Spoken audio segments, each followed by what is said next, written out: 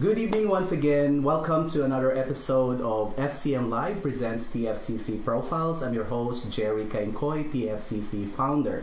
The Filipino Champions of Canada has been serving the Philippine community for so many years. Our vision is to connect, share, and inspire one Filipino at a time. For this year, 2019, we will continue to highlight our community, especially the community organizations, in the hope that we can connect, share, and inspire our community, but as well as the greater Canadian community. So tonight, I have a very wonderful guest. He is the president of Bosconian International Chamber of Commerce and also the president of the DonBoscoalumni Association of the Philippines here in Calgary. Friends, help me welcome Renato Echavez. Hi, Jerry. Thank you very much for welcoming and inviting me to the show. I'm really glad that you're giving us opportunity to share what we have envisioned. Of course. It is always our platform to for our community to come and be a part of this discussion or conversation that we have tonight so that our community knows what's happening in our community and just to highlight our community in general. So first, Rene, how did you when did you tell us about your story first? Okay, when did you migrate to Canada? That's a good one. I probably have to share this because it will be an interesting story. So first and foremost, we migrated to Canada in 2011. Okay. We chose September 11 so that all the while we thought nobody wants to fly during that day because of the September incident. Eventually there were many. So that was the time that we landed here to Canada. So that means in total we're 7 years here. Okay. And of all the provinces we chose Calgary. So straight to Calgary Straight from to the Calgary Philippines. from the Philippines. Is there any particular reason why you chose Calgary? Yeah, that was a very good one. We want to just start fresh. We don't want that nobody will know us. So we just, and aside from that, there was a specific reason. I think the GST is the only one that's in here as compared to other provinces where you have the PST, the provincial sales tax. That was the choice that we had. But of course, that's one thing that people sometimes don't put into consideration when moving to a new country. First and foremost, you're kind of different, but it's amazing that you mentioned that because a lot of us come here and first and foremost, we choose the country or the city where we have friends and family. But it's such a brave act for you and for your family to come here. Actually, it was nobody. Yeah, that was one. And then after that, we really studied the whole thing. So there were options about Vancouver, there were options about Toronto, but we chose Calgary in as much it was a city according to them that was new as compared to the other cities in Calgary, in Canada rather. So that was one of the main objectives. A second was because of the oil that they said. So I said, there will be a lot of opportunities for us to thrive probably in Calgary. So those are the factors, Jerry. I'm sure you did your research. We did. Except for the weather was a little bit problematic. You cannot prepare for something like this weather actually. So anyway, everyone has a story to tell. As an immigrant to this beautiful country, we have our own stories to share. And there are so many reasons and a lot of things that an immigrant faces once he moved to, or an immigrant comes to Canada and start all over again. My question for you is that as a new immigrant, what was the most challenging part? Oh, that's a very good question as well. One of the most challenging part, and eventually we come to know that this will happen. And as much as we move to Calgary, to a new city, and we don't want anybody of, at least we will have no relatives or whatnot. So really a fresh start was number one. What are our expectations in the new city? So I will just share one thing. When we arrived at the airport itself, it's good that there was somebody who accommodated us, drove us to a place. It was not prepared. So we just rented a place. There was nothing. Okay. So eventually we started from scratch. And then from then on, we came to realize we were hoping that, on our second day, still nobody knew us, but eventually on the second day, somebody came to know us then. So it was the Center for Newcomers. Okay. My wife happened to know somebody who was working in there, and that was where the connection started. Okay. Yeah, and it was a struggle. Other people were telling us like, oh, you just have to recycle your bottles, right? And then there is a depot for that. We eventually didn't know what is that all about, but we came to realize, and in the process, the kids went to their studies. It was a challenge as well, but eventually they were able to succeed. I've always said this in some of my speaking engagements, that as an immigrant, it's easy to actually learn new things, but it's harder to unlearn. What are the areas that you found difficult to unlearn? One of the things, we were quite prepared on that already, Jerry. We tend to, I told the kids, let's try to psychologize ourselves. Let's try to go to Canada. Let's learn the good things, set aside the bad things, and then after that, like, let's try, because we are starting from the very scratch. We don't have helpers. We don't have this and that when we are moving here.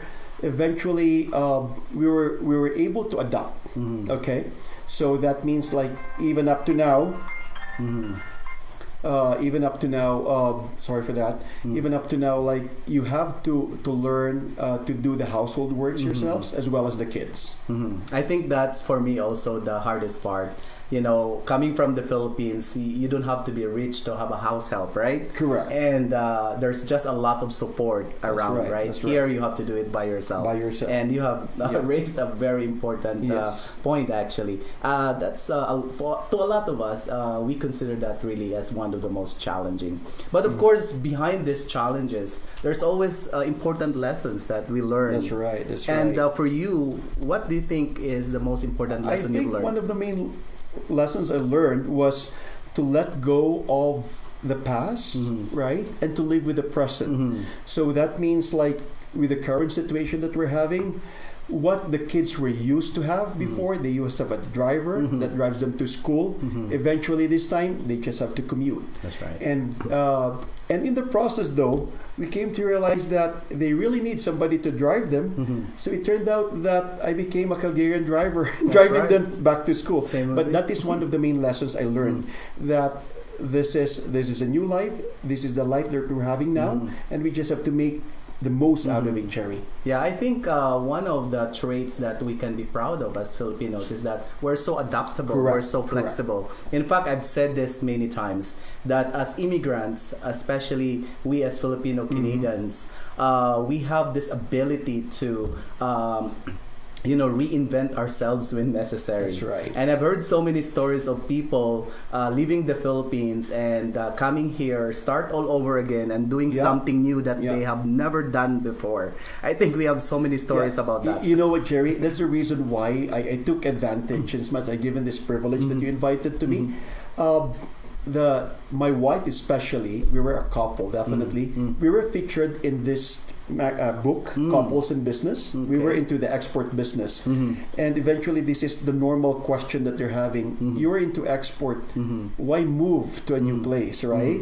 So that was really a shift, but nevertheless, I can see that this was still a very good decision to make that we have made. Yeah, I can see that you are in a happy place, very contented the way you express yourself. I think you have really adjusted very well for the last 7 years that you've been here in Calgary. I think so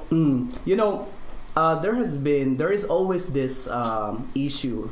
It's not an issue, but this is common to all of us as immigrants to this country. When you come here and you start finding a job, have you ever been told that, for you to get a job, you have to have a Canadian experience? And how did you overcome this? I was not told to. Okay. So, but you know that this is a common notion that you have to start somewhere. That's right. You know? And that's the reason why the first thing was we landed in the Northeast, which they said that's the norm here in Calgary, that you have to stay in the Northeast.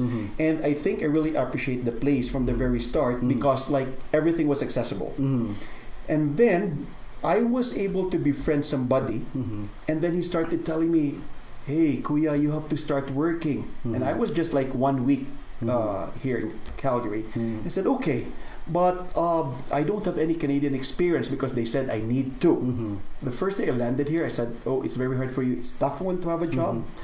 And during that time when I landed 2011, it was a little bit of a crisis for the economy here in Calgary.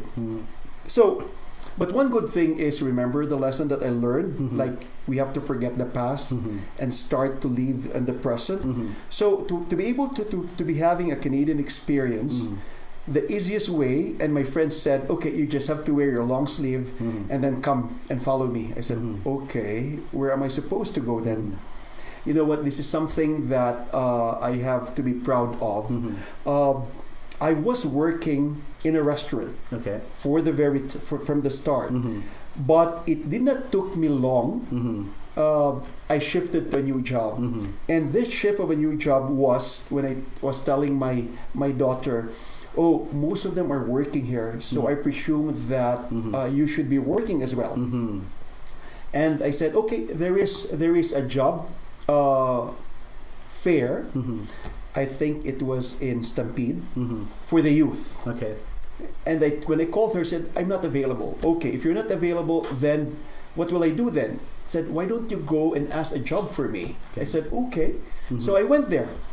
When I was looking for a job for her, I came in contact with Shaw. And then Shaw said, "We can also accept you." I said, "Okay, are you sure?" And so I listed myself, and eventually that was my jumping point. Okay. And so, Canadian experience was to a restaurant, and then after that I shifted. It was totally like from export business to a new field. But nevertheless, we don't regret. That's right. It's something that makes us strong.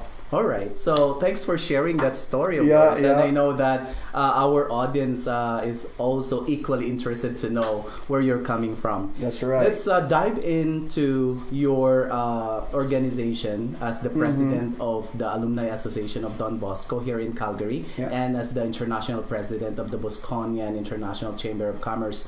So I know that to be a Bosconian, it's already kind of part and parcel of your life. Embedded in you. Wherever you go, you exhibit that kind of values and traits.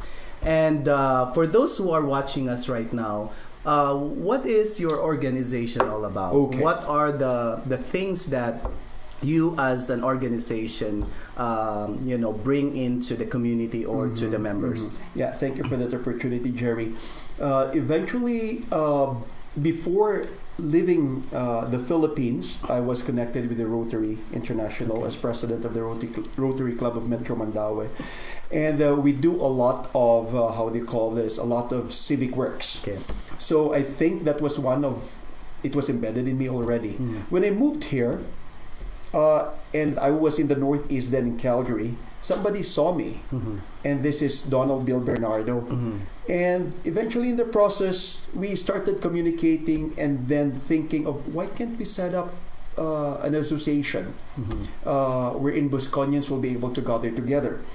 So there were 4 of us who started in the meeting. It's something like similar to Rotary, how they started. And then when we sat over coffee and then discuss about it, from there we just tend to inform a lot of people. Oh, do you happen to know Bosconians or whatnot? And then from 4, it went to around 30, and right now we're over 100. Oh, wow. Yeah, and we call this the DonBosco Philippines Alumni Calgary Association. Or I have to rephrase this. DBPACA, which is DonBosco Philippines Alumni Calgary Association. And then we also set up the BICC, the Bosconian International Chamber of Commerce. The BICC actually was founded way back in the 1980s, 1990s, by attorney Tony Bernardo, who was head of the customs before, and eventually we set up one in BICC Cebu, and then this is the first international that we're having. All right. So the association is the first international association of the different chapters in the Philippines. Yeah. Okay, it sounds like social civic engagement is not new to you. That's why it's easy for you to integrate or assimilate into the Canadian culture or into this great Canadian society. And as I mentioned, as a Bosconian, wherever you go, you carry all these principles. Yes. So what are these philosophies or principles that you adhered to that you still carry up to today? One thing that we really take note as a value of Don Bosco is to whatever you do, as much as possible you can either jump, run, make noise, but as much as possible do not sin. So we take that in all of our activities as much as possible. So there's fun, there's enjoyment. But as much as possible, it will be in the context of a family. All right. Yeah. So it goes without saying that you can practically do anything, but not everything is beneficial. That's right. Right. That's right. So very well said. Anyway, now it was a really great opportunity for me to get to know you at the recently concluded Pasko sa Pilipinas 2018. Yes. And I saw you there emceeing, and then we had a really good chat when we had our debriefing last Monday. Yeah, yeah. And so, as part of the Filipino-Canadian community, what are the things that you could consider we are very strong at? I think what I have seen for the past activities that I have joined is really the bayanihan spirit. That is what I saw. And that's the reason why I can see that voluntarism here in Canada is very strong as well. And I saw it also with the Filipino community. So the helping hand. That's right. Okay, so I have seen that. And that's the reason why during the Christmas celebration that we're having with the OFWs and the other Filipinos at Pacific Mall, I volunteered myself, even though it's a special occasion for the family, because I can put myself in their shoes as well. They need love, they need fun, they need entertainment on that special day. That's great. As a community, we have seen really that these traits and values are pretty much embedded in our community. That's right. The bayanihan spirit, the pakikiramay, pakikisama, that's right, and all this really distinct values that we as Filipinos, we are known for. But in your experience, having lived here in Calgary for the last 7 years, what are the areas or one area that you think we can improve on as a community? I think one of the main areas that we have to improve on is communication. Okay. There's a little bit of a gap that other long-time Filipinos have been staying in Calgary. They are afraid or hesitant to share what they have. Okay. So even in terms of like common denominators like helping or whatnot, informations, because I do have an experience with my daughter who was nursed when she landed here, and she wants to challenge. There was that gap, like others don't want to help. They don't want to inform how is it to be able to become a nurse in Calgary or in Canada. And eventually that is what my daughter is taking as a passion right now. She is a teacher for NCLEX facilitators at Bow Valley College.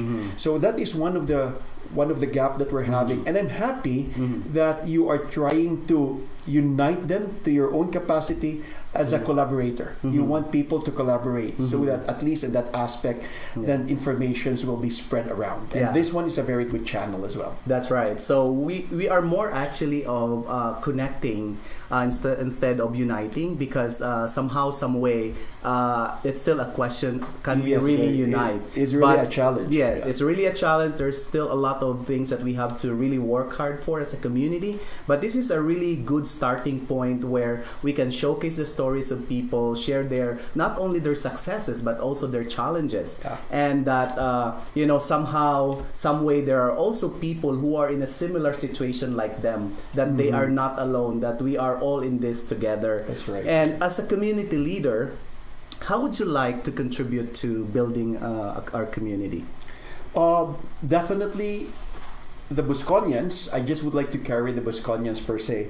Right now, the association that we're having is very much committed to help the community, and that's the reason why for the past 2 years already, we have started to reach out to different organizations of what we can help. So that's the reason why we're able to reach out to you right now, right? And you're able to connect, to collaborate. So that's one thing. We would like to continue this passion of helping the community to whatever small endeavors that we're having. That's right. As part of our goal to continue to contribute in building our community, I do believe that this platform is a really good start to let our community know what's going on in our community, who are the people in our community, what are these organizations serving our community in their own capacities. And only by understanding and appreciating and validating the work of everyone, that's right. That's the only time that we can actually be more connected, because by that time we'll be able to really help one another and collaborate. Because right, to me, with what had happened to the Bosco sa Pilipinas 2018, it was a collaboration that's at its right. best. It was amazing. Right? It's just one community event, community celebrating Christmas the way we celebrate in the Philippines. So my question for you, talking about building a community, not only the Filipino-Canadian community, but as well as the greater Canadian community. What is to you a definition of a great community? A definition for me of a great community is definitely, for me, is the unity, right? But eventually, knowing for a fact that it's quite hard to attain, then the notion for me for a great community is something like we'll have the resiliency, okay, to be able to adapt to what is given by the Canadian, by our fellow Canadians, to the current community that we're having. So, like for example, I was very happy that in the shortest possible time, you as one of the organizers together with Jario Alberta was able to pull up the resources in the shortest possible time and give joy and happiness to our fellow kababayans, right? I guess that's the actual definition of a great community. Sometimes we cannot describe what a great community is, but that's right. When you have the experience of being in a great community, I think that's the real definition. Just the experience of being part of the great community. Right. Because no words can define it. And aside from the Jerry, I can say that there are different traits of different people, different values.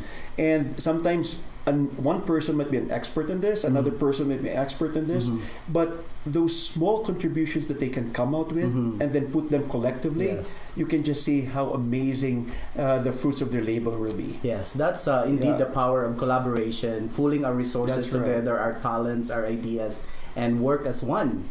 And so last year, June was declared as the Heritage Month in Alberta for the Filipinos.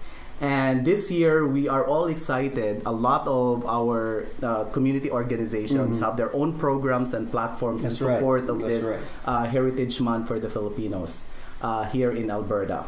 So, my question for you, what do you think is the most admirable Filipino values that we can be proud of, or any cultural heritage that we have in the Philippines that we can bring here as part of the celebration of this Heritage Month? One thing that I have seen, which is a very great value, and which is probably can be an asset or can be also a disadvantage. But for now, I look at the positive side, is the values that we're having as a family.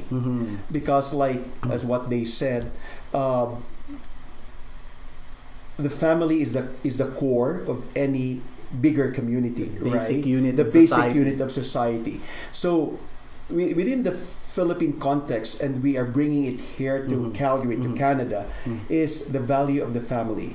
So the respect within the family, and I can see that if it's present and it's being carried over, then one family supporting another family, we can have a very bigger community, right? Thank you Filipino for community. Yes, for bringing that out, Yeah. because I do agree with you that as Filipinos, our the greatest trait is actually being close to our family. We have That's a right. close-knit Close-knit, family that's right. relationship that even here, we always find time and ways in how we could connect even to our extended families. That's right. And we treat each one in our community as just like anybody else in our Yes. family. And as we celebrate the Heritage Month in June, I hope that we can continue to, create this family atmosphere. That's right. And just being part of a great community. Yeah. So for your last, for the last question, what is the greatest contribution of Filipinos in Canada? Okay.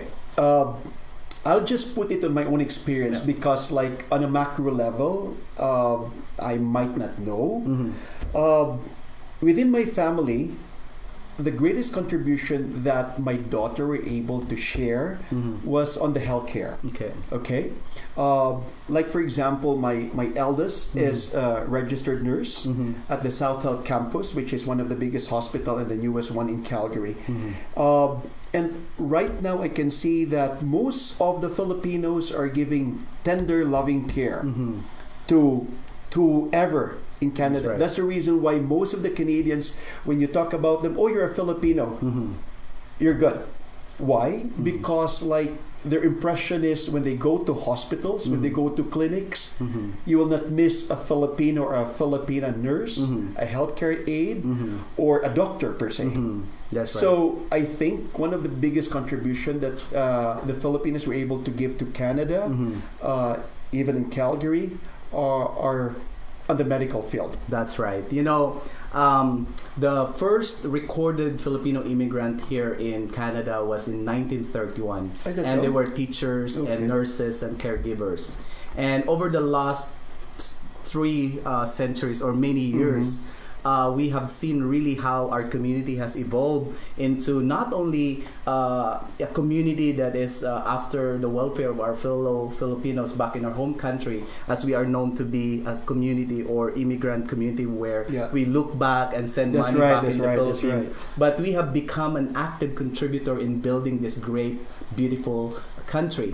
And in fact, as part of the celebration of the Heritage Month, we have to take pride that we as Filipinos, not only that we have contributed in building this country in terms of economy, in terms of healthcare, Yeah. but we have also actually contributed in terms of sharing our heritage. Correct. You have mentioned one, our family relationship, Yeah, how the relationship, yeah. family values and the spirit of bayanihan and pakikisama all together, our generosity and being hospitable. Yes, right. And also, we have to also take pride that, as Filipinos, I think there are 3 things that I wanna highlight in terms of celebrating our Heritage Month. Number 1, you've said it, family. You're correct. And we've also contributed in terms of celebrating our Heritage Month in support of the celebration to this country in terms of our faith.